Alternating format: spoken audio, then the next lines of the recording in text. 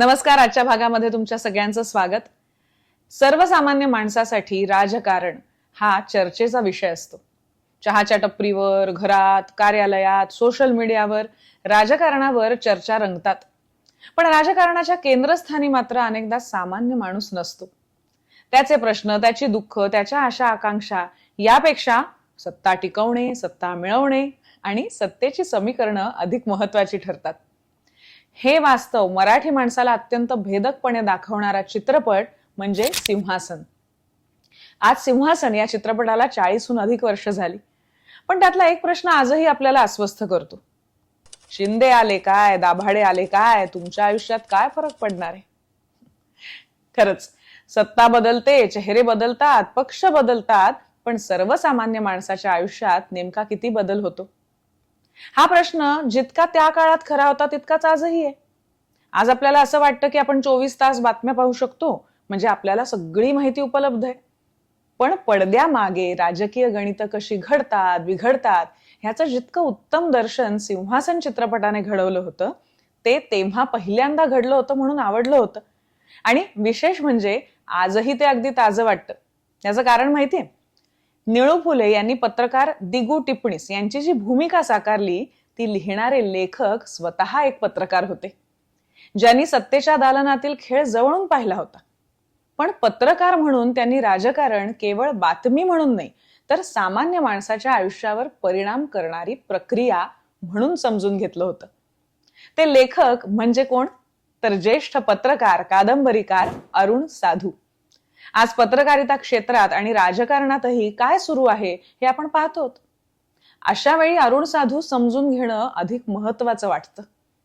सिंहासन सारखा राजकीय चित्रपट हा त्यांच्या मुंबई दिनांक आणि सिंहासन या कादंबऱ्यांवर बेतला होता. खरं तर मराठीत राजकीय कादंबरी हा प्रकार त्यांनी रुजवला असं म्हणता येईल. पत्रकारिता क्षेत्रातही त्यांनी फार महत्वाची कामगिरी बजावली. त्यांनी विज्ञान कथाही लिहिल्या, कारण ते मुळात विज्ञान शाखेचे विद्यार्थी. मग ते पत्रकार कसे झाले असा प्रश्न तुम्हालाही पडला असेल ना? 17 जून हा त्यांचा 85वा जयंती दिवस. या निमित्ताने ह्या मराठी साहित्याला वेगळं वळण देणाऱ्या साहित्यिकाविषयी थोडं अधिक जाणून घ्यायला हवं. 17 जून 1941 रोजी अमरावती जिल्ह्यातील परतवाडा इथे त्यांचा जन्म झाला. गणित आणि भौतिकशास्त्र या विषयांचा त्यांनी अभ्यास केला. काही काळ अकोल्यात अध्यापनही करत होते. आयुष्य निवांत जाऊ शकलं असतं, पण त्यांच्या मनात एक वेगळीच अस्वस्थता होती. आपल्या सभोवतालचं जग समजून घ्यायचं, माणसं समजून घ्यायची, समाजात घडणाऱ्या बदलांचा अर्थ शोधायचा, हीच अस्वस्थता त्यांना पत्रकारितेकडे घेऊन गेली. केसरीमधून त्यांनी पत्रकारितेला सुरुवात केली आणि मग त्यानंतर इंडियन एक्सप्रेस, माणूस, टाइम्स ऑफ इंडिया आणि पुढे फ्री प्रेस जर्नल अशा अनेक संस्थांमध्ये त्यांनी काम केलं. पण ते केवळ असं डेस्कवर बसून लेख लिहिणारे पत्रकार नव्हते बरं का. त्यांच्या पत्रकारितेचा पाया होता प्रत्यक्ष अनुभव. राज्य विधानसभेचं वार्तांकन ते करायचे, पण आजूबाजूच्या परिस्थितीचं सूक्ष्म निरीक्षणही करायचे. कुर्ला रेल्वे स्थानकावरील बूट पॉलिश करणाऱ्या मुलांशीही बोलून त्यांच्याविषयीही ते लिहायचे. आणि त्यातूनच त्यांना झिपऱ्यासारखा त्यांच्या कथेचा नायक गवसला. मंत्रालयातील सत्तेच्या गाठीभेटी जशा त्यांना महत्वाच्या वाटत होत्या, तसंच सामान्य माणसाचा संघर्षही त्यांच्यासाठी महत्वाचा होता. आज इंटरनेटच्या काळामध्ये जगभरातील माहिती अगदी आपल्याला एका क्षणात उपलब्ध होते. पण 60च्या दशकात परिस्थिती वेगळी होती, हो ना?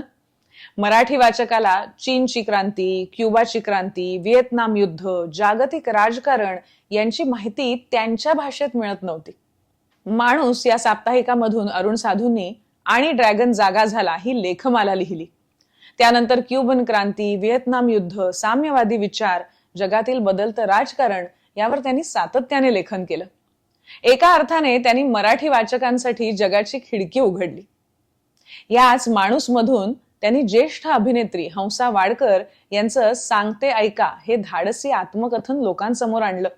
त्यांचं वैशिष्ट्य असं की ते कोणत्याही विचारसरणीचे अंध समर्थक नव्हते. त्यांना सामान्य माणसाच्या बाजूने उभं राहणं महत्वाचं वाटत होतं. त्यांनी चे गवेरा आणि फिडेल कॅस्ट्रो यांच्यासारख्या क्रांतिकारी आंतरराष्ट्रीय नेत्यांवर लिहिलं. आंबेडकरी चळवळीचा अभ्यास केला. दलित साहित्य इंग्रजी वाचकांपर्यंत पोहोचवण्याचा प्रयत्न केला. त्यांनी स्वतःचं वैचारिक स्वातंत्र्य कधीच गमावलं नाही. जे जसं आहे तसं समजून घ्यावं ह्याचं त्यांना कुतूहल होतं. अर्थात त्यासाठी थोडा अभ्यासू, तटस्थपणा, थोडी अलिप्त वृत्ती लागते. मोहांपासून दूर राहण्यासाठी तत्वांवर अढळ निष्ठा लागते. ती त्यांच्याकडे असल्यामुळे पत्रकारिता आणि साहित्य यांचा संगम त्यांच्या आयुष्यातून घडला आणि त्यातून जन्माला आली मुंबई दिनांक ही कादंबरी. मुंबई हे शहर त्यांनी पत्रकार म्हणून जवळून अनुभवलं होतं. या शहराचं वैभव, त्याची कुरूप बाजू, इथलं राजकारण, त्यातील संघर्ष, त्यातील स्वप्न आणि त्यातील निराशा यांचा अनुभव त्यांच्या लेखणीत उतरला. 1973 साली आलेली मुंबई दिनांक ही कादंबरी मराठी साहित्याला एक नवीन दिशा देणारी ठरली. आणि त्यानंतर आली सिंहासन. 1977 मध्ये प्रकाशित झालेली ही कादंबरी केवळ एका सरकारची किंवा काही राजकारण्यांची कथा नव्हती. ती सत्तेच्या स्वभावाची कथा होती. सत्तेभोवती फिरणाऱ्या महत्वाकांक्षा, कारस्थानं, भीती, विश्वासघात आणि त्या सगळ्या प्रक्रियेत हरवून जाणारा सामान्य माणूस यांची ती कहाणी होती. पुढे जब्बार पटेल यांनी या कादंबरीवर आधारित चित्रपट निर्माण केला आणि विजय तेंडुलकर यांनी पटकथा लिहिली. निळू फुले, डॉक्टर श्रीराम लागू, मोहन आगाशे यांसारख्या दिग्गज कलाकारांनी त्या व्यक्तिरेखांना जिवंत केलं. पण या सगळ्या मागे असलेली मूलभूत दृष्टी अरुण साधू यांची होती. आजही हा चित्रपट पाहताना तो कालबाह्य वाटत नाही, कारण सत्ता बदलली, राजकारणाची माध्यमं बदलली, प्रचाराची साधनं बदलली, पण सत्तेचं स्वरूप काही फारसं बदललेलं नाही. आणि म्हणूनच सिंहासन आजही आपल्याला विचार करायला भाग पाडतो. मात्र अरुण साधू केवळ राजकीय कादंबरीकार नव्हते. तडजोड, बहिष्कृत, त्रिशंकू, शापित, शोधयात्रा, मुखवटा, झिपऱ्या अशा अनेक साहित्य कृतींमधून त्यांनी मानवी मनाचा आणि समाजाचा शोध घेतला. त्यांच्या कथा, नाटकं, स्फुटलेखनातूनही सामाजिक वास्तवाशी असलेली त्यांची बांधिलकी सतत दिसून येते.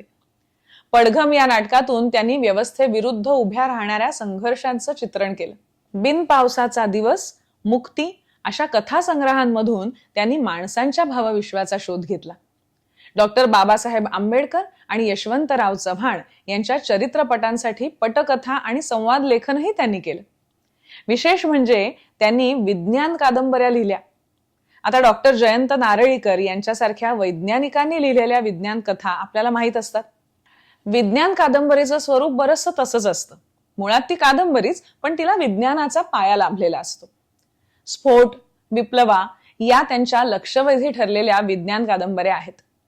या दोन कादंबऱ्यांचे विषय जरी समजून घेतले तरी त्या किती युनिक म्हणजे अद्वितीय साहित्य कृती आहेत हे आपल्याला लक्षात येईल.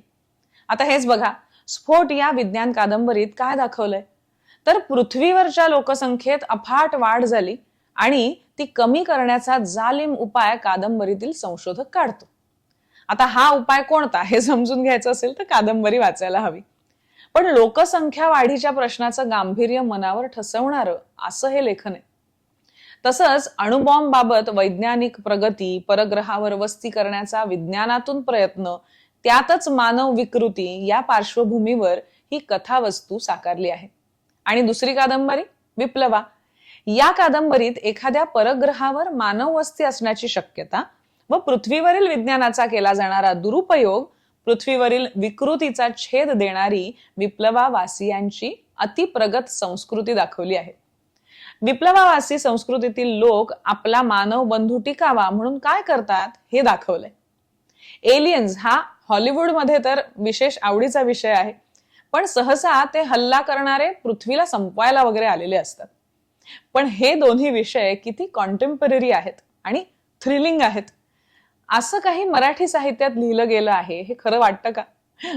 तेव्हा ज्यांनी वाचल्या नसतील त्यांनी या कादंबऱ्या वाचा नक्की आणि इतरांनाही सांगा. आणि जर तुम्ही वाचल्या असतील तर तुम्हाला आवडल्या का, तुमचं काय मत आहे तेही आम्हाला लगेच सांगा. या दोन्ही कादंबऱ्यांमधलं वातावरण विज्ञानमय असलं तरी त्यात लोकसंख्या वाढ आणि मानवी संस्कृती या दोन्ही जागतिक पातळीवरच्या सामाजिक विषयांची मांडणी केलेली आहे. म्हणून त्या व्यापक मानवी दृष्टीतून लिहिलेल्या कादंबऱ्या आहेत असंही आपल्याला म्हणता येईल. या कादंबऱ्यातलं जग काल्पनिक असलं तरी पाया मात्र विज्ञान दृष्टी आहे. म्हणून कादंबऱ्यांना विज्ञान कादंबऱ्या म्हणायचं. खरं तर अशा प्रकारे साहित्य, पत्रकारिता, नाटक, चित्रपट, अनुवाद, चरित्रलेखन अशी अनेक क्षेत्र त्यांनी समृद्ध केली. ते स्वतः माणूस म्हणून कसे होते तर अत्यंत साधे, मितभाषी, प्रसिद्धीपासून दूर राहणारे, नवोदित लेखकांना प्रोत्साहन देणारे आणि कोणत्याही सत्तेपुढे न झुकणारे असं त्यांचं व्यक्तिमत्व होतं. ग्रंथाली वाचक चळवळीच्या निर्मितीत त्यांनी महत्वाची भूमिका बजावली. पुस्तक थेट वाचकांपर्यंत पोहोचलं पाहिजे, वाचन हा समाजाचा उत्सव झाला पाहिजे या विचाराने त्यांनी काम केलं. त्यांनी अखिल भारतीय मराठी साहित्य संमेलनाचं अध्यक्षपद भूषवलं. महाराष्ट्र फाउंडेशनचा मानाचा जीवन गौरव पुरस्कारही त्यांना मिळाला. साहित्य अकादमी पुरस्कारानेही त्यांचा गौरव झाला. त्यांच्या आयुष्याचा आणखी एक पैलू खूप बोलका आहे. त्यांनी मृत्यूनंतर देहदानाचा निर्णय घेतला होता. आयुष्यभर समाजासाठी विचार करणाऱ्या या माणसाने मृत्यूनंतरही समाजालाच आपलं शरीर अर्पण केलं. 25 सप्टेंबर 2017 रोजी अरुण साधू काळाच्या पडद्याआड गेले. पण त्यांनी दिलेले विचार फार मोलाचे आहेत. आजच्या काळात तर त्याचं महत्व अधिक आपल्याला वाढलेलं दिसतं. आज आपण माहितीच्या महापुरात जगतोय, पण माहिती आणि समज यात फरक असतो. अरुण साधू यांनी आपल्याला समज दिली.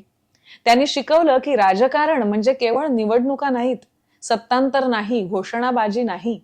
राजकारण म्हणजे सामान्य माणसाच्या आयुष्यावर परिणाम करणारी प्रक्रिया आहे. त्यांनी आपल्याला हेही शिकवलं की साहित्य हे वास्तवापासून दूर पळण्यासाठी नसतं. साहित्याने काळाच्या डोळ्यात डोळे घालून प्रश्न विचारले पाहिजेत. पत्रकारांनी सत्तेला जाब विचारला पाहिजे आणि समाजाच्या वेदनांना शब्द दिले पाहिजेत. कदाचित म्हणूनच सिंहासन आजही पाहिला जातो. कदाचित म्हणूनच मुंबई दिनांक आजही वाचली जाते. आणि कदाचित म्हणूनच अरुण साधू हे केवळ एका काळाचे लेखक नाहीत, तर ते प्रत्येक त्या काळाचे लेखक आहेत. ज्या काळात सामान्य माणूस सत्तेकडे पाहून स्वतःला विचारतो, या सगळ्या राजकारणांच्या मध्यभागी माझं स्थान नेमकं कुठे? आणि त्या प्रश्नाचं उत्तर शोधण्यासाठी आपल्याला पुन्हा एकदा अरुण साधू वाचावे लागतील. खरंच आजच्या निमित्ताने त्यांना सादर अभिवादन करतो. हा आजचा भाग तुम्हाला कसा वाटला हे आम्हाला प्रतिक्रियेमध्ये नक्की सांगा. आणि असेच वेगवेगळे भाग बघण्यासाठी मधुरा वेलणकर साटम ही आमची YouTube वाहिनी, तिला पसंती द्या, तिचा प्रसार करा आणि तिचे सभासद व्हा. अर्थात लाईक, शेअर आणि सबस्क्राईब करा. पुन्हा भेटूया पुढच्या भागामध्ये एका नव्या गोष्टीसह. धन्यवाद.